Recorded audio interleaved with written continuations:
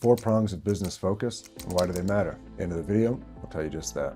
Today's world, focus is more rare than ever. Whether it's distractions of all sorts, the ability to focus, whether in a personal or business life, is becoming more difficult, more rare, and therefore more valuable. Thus, when looking at a business, we want to know, is the business focused?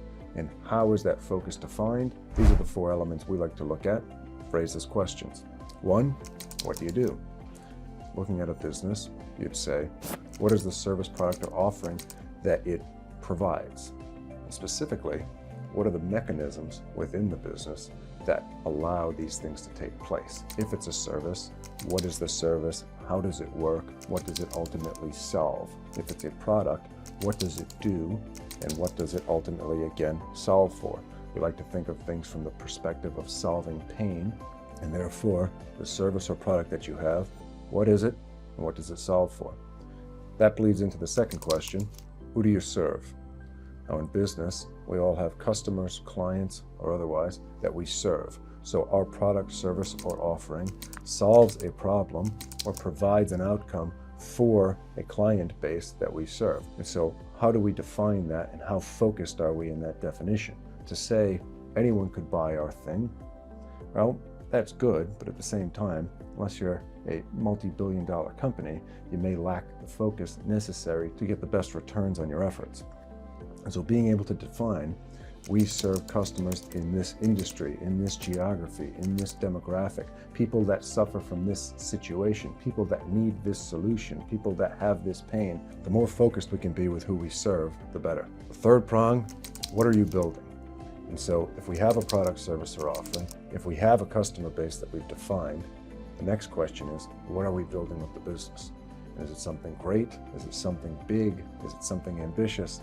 And is it focused in the objectives? To say, we're going to grow this business until we think we've made a lot of money and feel good about it, that's okay. That's an answer that a lot of people would give to a lot of different businesses. But to say, we want to grow this business until we hit X% of the addressable market, at which point we think we can broaden out into other addressable markets. We want to hit this point of hurdle before we think we can provide this other adjacent business line. And that's where the focus of what you're building comes into play. Many businesses don't get large enough and start having appendages of all sorts trying to get into all other businesses when they're not nearly big enough in the thing that they are masters in the thing that they are focused in the thing that they are experts in. Therefore, when we say, what are you building?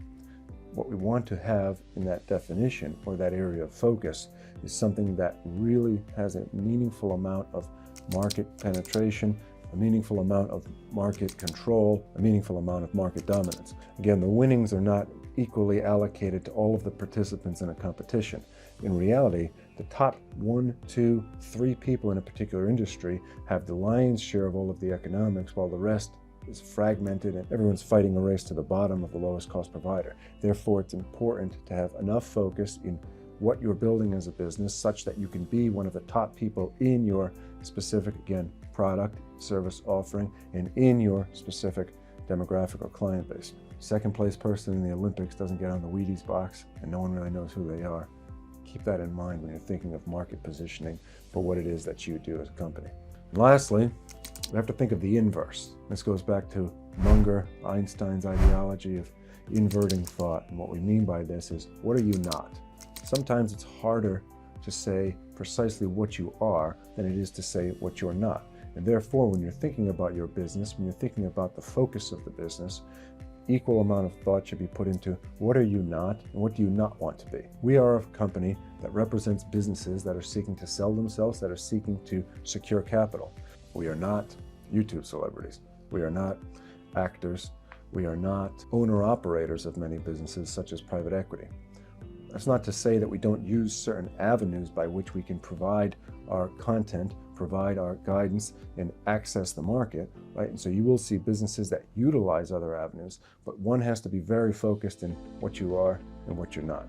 And lastly, why is this all relevant? What does focus matter for, other than being able to keep growing a profitable business? And the truth of this is that this is what creates the enterprise value of a business. As a business starts growing, it becomes a cash register. It starts to print money. It creates more money coming out than is going into the business. And so evolving cash flow into enterprise value is the idea of focus.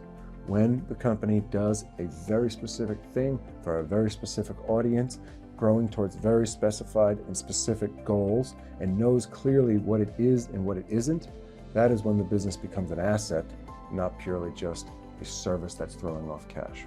And it's that asset that can grow and compound at a rate oftentimes far quicker and far longer, far larger ultimately, than purely a bunch of services or a bunch of services or products to a bunch of different people. Be special to someone versus nothing to everybody. So that's a thought for today. 4 prongs of business focus, and why does it matter? Hope the week's getting off to a good start. Keep pushing forward. God bless. We'll see everyone next time.